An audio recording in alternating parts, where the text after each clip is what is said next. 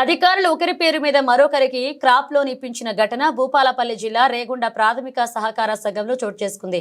రేగొండ మండలంలోని రాయిపల్లె గ్రామానికి చెందిన దాట్ల భద్రయ్య పరకాల ఎస్బీఐ బ్యాంకులో వ్యవసాయ రుణం తీసుకున్నారు. కానీ బ్యాంకులో మాత్రం తన పేరు మీద 2,60,000 రూపాయలు అప్పు తీసుకున్నట్లుగా ఉండడంతో అంత అప్పు తీసుకోలేదు అని బ్యాంక్ అధికారులను నిలదీశాడు. దీనిపై అధికారులు స్పందించి తనకు న్యాయం చేయాలని కోరారు. పొరపాటు మీరు ఇక్కడనే అడుగుండి అన్నారు. ఆ బ్యాంకులో వస్తే మీ మీద కేసు పెడతా అనంటే మేము ఏం చేసినాం? నీకు ఆ జగన్ అయిన టైం ఇప్పించండి నీకైనా చెప్తానే ఉన్నాక మా మీద ఎట్లా పెడతావమ్మా? ఈ 2,50,000 మా పెద్ద నువ్వు రాసి నాకు కాగితము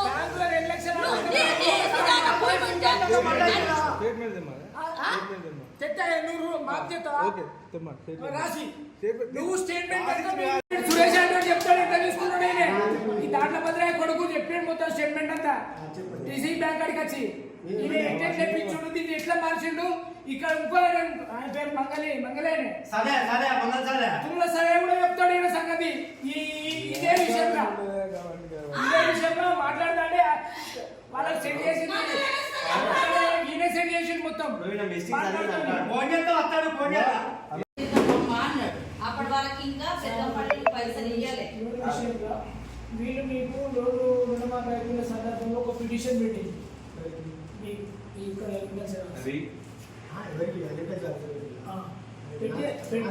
మీకంటే ఆఫీస్ అంటే మీరు వ్యక్తి ఇద్దరు.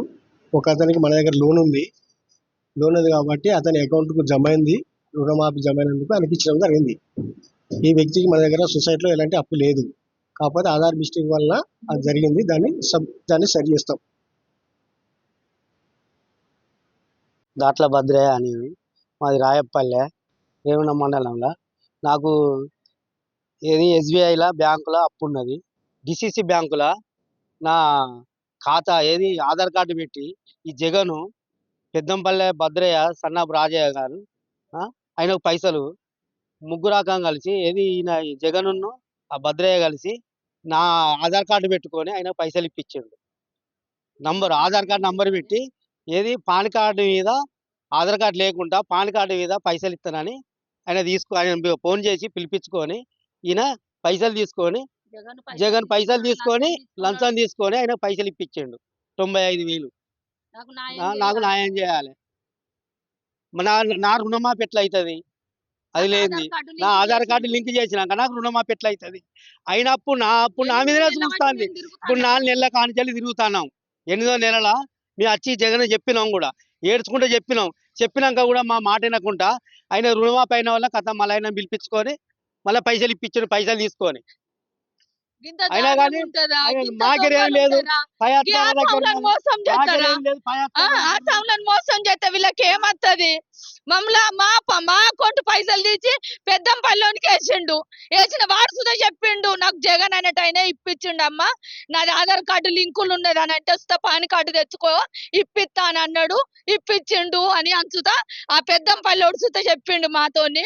ఇక్కడికి వచ్చిన 4 నెలల కింద వచ్చిన ఇచ్చి అప్లికేషన్ ఇస్తే అక్కడ అగ్రికల్చర్ దాంట్లో అన్నాడు. ఇప్పుడు 10 రోజులే అవుతుంది నువ్వు కలిసి 10 రోజుల బట్టే నువ్వు ఈడికి వచ్చినవు అని మళ్ళా అబద్ధం చెప్తాండు. మా ఊరి ఖాతం సదనం తీసుకొచ్చినా నువ్వు తీసుకురాలే నాకు గలవలే అని అంటాండు. ఈడు మొత్తం దొంగ ఈ జగన్ అనేటోడు దొంగ. ఎవరు అడిగినా కానీ ఈ జగన్ గాడు బాగా డేంజరు. వాడు లంచాలు తీసుకుంటాడు ఇట్లా ఇప్పిస్తాడు అని అంటాను. నా ఆధార్ కార్డు లింక్ అయినాక నాకు రుణమాఫీ ఎట్లా అవుతుంది? వాని అకౌంట్ సుద్ధా నాకు లింక్ చేస్తే 2,60,000 ఉంచుతుంది. నాకు రుణమాఫీ అయితే లేదు. నా ఆధార్ కార్డు కొడతానేమో రుణమాఫీ అంటాను బ్యాంకుల. అది కొడతాను వాని కొమ్మ అది ఇప్పించిండు. నాకు న్యాయం చెయ్యండి, దండం పెడతా బాంచను. ఎవరన్నా నేనేమో కూలి చేసుకుంటే బతికేదాన్ని. నా భర్తకు మోకాళ్ళ నొప్పులు వచ్చినాయి. మమ్మల్ని గిట్లాగం చేస్తాను. మాకు చదువు రాదు. ఓ ఫోన్ నంబర్స్ తెలియదు మాకు. మమ్మల్ని ఇంత ఆగం చేస్తాండు ఈ జగన్ అన్నటోని. మందిలో గుంజుండి పోలీసు వాళ్ళు మీ దండం పెడతా. మీరు సుత ఆసాములే, మీకు సుత తల్లిదండ్రులు ఉన్నారు. మేము బాధపడితే మాత్రము మీరు మా మీద కనికరించండి. నేను ఎక్కడికైనా పోతా. నేను కలెక్టర్ దగ్గరికైనా పోతా, సీఎం దగ్గరికైనా పోతా. నాకు న్యాయం కావాలి అంతే.